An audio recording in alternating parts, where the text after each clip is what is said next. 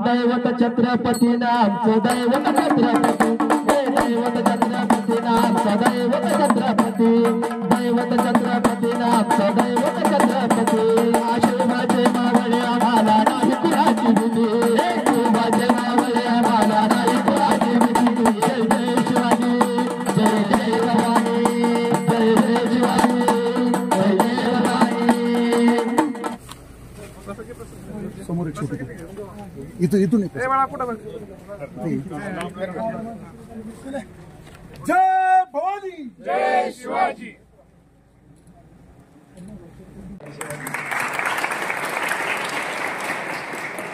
छत्रपती शिवाजी महाराजांच्याबद्दल एकच मिनिट बोलतो.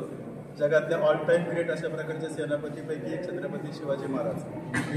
नेपोलियन असेल, सीझर असेल, हनिबाल असेल, सर्टोटायटिस असेल, या सर्वांच्या मध्ये उजवे म्हणून छत्रपती शिवाजी महाराजांचा उल्लेख केला जातो. इंग्रजांचं दप्तर असेल, टाचांचं दप्तर असेल, फ्रेंचांचं दप्तर असेल, या सगळ्यामध्ये छत्रपती शिवाजी महाराजांचा अतिशय उत्तम पद्धतीने उल्लेख केला आहे. जास्त वेळ बोलण्याची वेळ नाही, पण एवढंच सांगतो. छत्रपती शिवाजी महाराजांच्या मृत्यूनंतर ज्यावेळेस संभाजी महाराज त्या ठिकाणी छत्रपती झाले आणि खजिन्याची मोजदाद केली त्यावेळेस 9 कोटी रुपयांचा खजिना त्यांनी पाठीमागे शिल्लक ठेवला होता. 360 किल्ले त्यांनी त्या ठिकाणी पाठीमागे ठेवले होते. गौरीला वार ज्याला आपण म्हणतो किंवा प्रॉक्सी वार म्हणतो किंवा गनिमी कावा, की ज्याचं व्हिएतनामच्या सुद्धा स्वातंत्र्य संग्रामामध्ये त्याचा वापर केला गेला. रशियाच्या अध्यक्षांनी सुद्धा छत्रपती शिवाजी महाराजांचा उल्लेख करून सांगितलं की अशा प्रकारचा राजा होणे नाही. अशा बऱ्याचशा गोष्टी छत्रपती शिवाजी महाराजांच्या बद्दल सांगता येतील. पण मला तुम्हाला एवढंच सांगायची की जयंती साजरी करत असताना त्यांनी 35 वर्ष राजकीय कारकीर्द त्यांची होती. त्यापैकी फक्त 7.25 वर्ष युद्धात गेले आणि राहिलेले बाकीचे जे 26 वर्ष 27 वर्ष जवळजवळ 28 वर्ष हे प्रशासन चालवण्यामध्ये गेले. म्हणून छत्रपती शिवाजी महाराजांचे सगळेच लोक त्यांचे त्या ठिकाणी आठवण काढतात. एवढंच मी त्या निमित्तानं सांगतो. आणि छत्रपती शिवाजी महाराजांच्या बद्दल द्वेषाने घोषणा देत असताना शून्यातून स्वराज्य कसं निर्माण केलं, तसं आपल्या शून्यातून स्वतःचं आयुष्य, तालुक्याचं आयुष्य, जिल्ह्याचं आयुष्य कसं डेव्हलप करता येईल याचा आपण प्लॅनिंगनं विचार करा. एवढंच त्या निमित्तानं सांगतो. छत्रपती शिवाजी महाराजांच्या निमित्तानं आपल्या सगळ्यांनी तो विचार घ्यावा ही नम्र विनंती. पुनश्च एकदा राज्याचे कॅबिनेट मंत्री वेळात वेळ काढून खास पुरंदर तालुका निवडून पुरंदर तालुक्यामध्ये आज त्यांनी आलेत आणि या ठिकाणी पुरंदर किल्ल्यावरती आले. त्यांचं आपल्या पुरंदर वासियांच्या वतीनं टाळ्या वाजून आपण त्यांचं मनापासून हार्दिक शुभेच्छा. छत्रपती शिवाजी महाराज की जय. जय शिवाजी जय भवानी. उपस्थित सर्व शारदा अकॅडमीचे सगळे विद्यार्थी विद्यार्थिनी, कोलते सर, दुर्गाडे सर, आमदार साहेब, माजी आमदार साहेब, माजी जिल्हा परिषद शासकीय अध्यक्ष पक्षाचे सगळेच सर्व अधिकारी, उपस्थित सर्व विद्यार्थी विद्यार्थिनी, बंधू आणि भगिनींनो, आज आपल्या सर्वांना छत्रपती शिवाजी महाराजांच्या जयंतीच्या निमित्तानं शुभेच्छा देतो. आणि शुभेच्छा देताना निश्चित प्रकारे छत्रपती शिवाजी राजेंची आज आपण मोठ्या उत्साहाने जयंती साजरी करतोय. जयंती साजरी करताना निश्चित आपल्याला त्यांचं छत्रपती शिवाजी महाराजांचं नाव जरी घेतलं तरी आपल्या मनामध्ये एक आपल्या ह्याच्यामध्ये एक प्रेरणा व एक ऊर्जा तयार होते. आणि निश्चित प्रकारे आज त्यांचा राजांचा आदर्श, एक त्यांचं काम, त्यांची कामाची असणारी कार्यपद्धती आणि जिथं जिथं अन्याय होत असेल तिथं न्याय देण्यासाठी छत्रपती शिवाजी महाराजांनी घेतलेलं त्यांनी एक निर्णय, आज त्यांचा आपण निश्चित प्रकारे आजच्या जयंतीच्या निमित्तानं आपण सर्वांनी त्यांचा एक आदर्श डोळ्यासमोर ठेवून आपलं काम हे आपण सर्वजण केलं पाहिजे.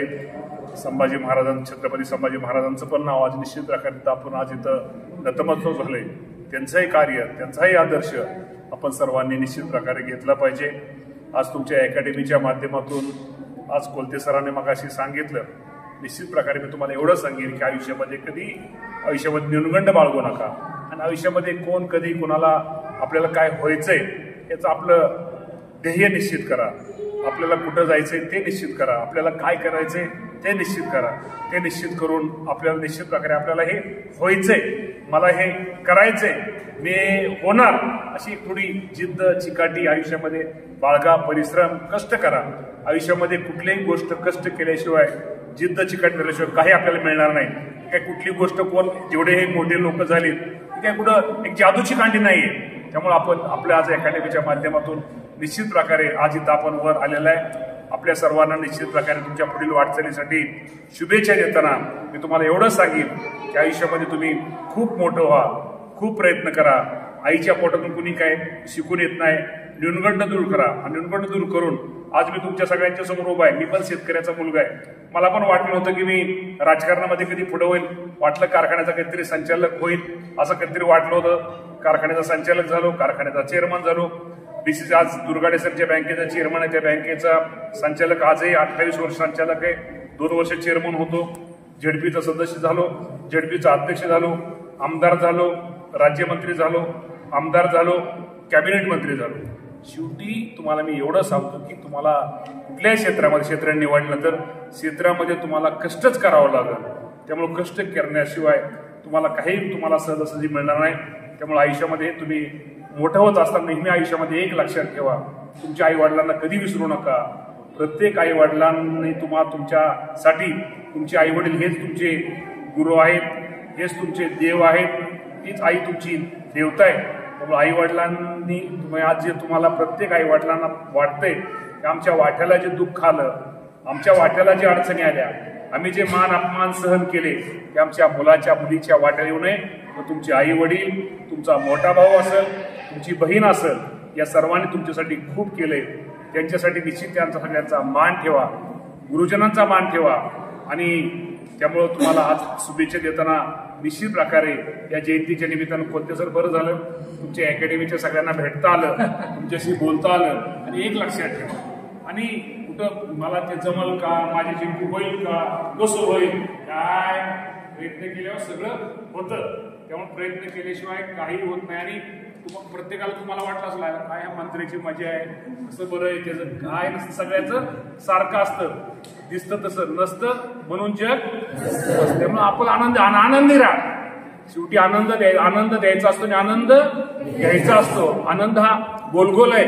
आनंद आपण एकपट जेवढा पुढच्या माणसाला देऊ तोच आनंद उलटा 10 पट आपल्या कुटुंबाला मिळाल्याशिवाय राहत नाही. आनंद घ्या आणि आनंद द्या. त्या गोष्टी नेहमी लक्षात ठेवा.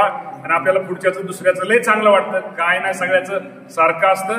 त्यामुळे हसत राहा, खेळत राहा, लई टेन्शन लोड बीड अजिबात घेऊ नका. हसत खेळत आपल्या आयुष्यामध्ये जेवढं आपल्या यश आपल्याला तेवढं गाठण्याचा प्रयत्न करा. पुन्हा एकदा जयंती शिवजयंतीच्या निमित्तानं आपल्याला छत्रपतींना शुभेच्छा निमित्तानं आपल्या सगळ्यांना मनापासून शुभेच्छा. धन्यवाद. जय हिंद, जय महाराष्ट्र.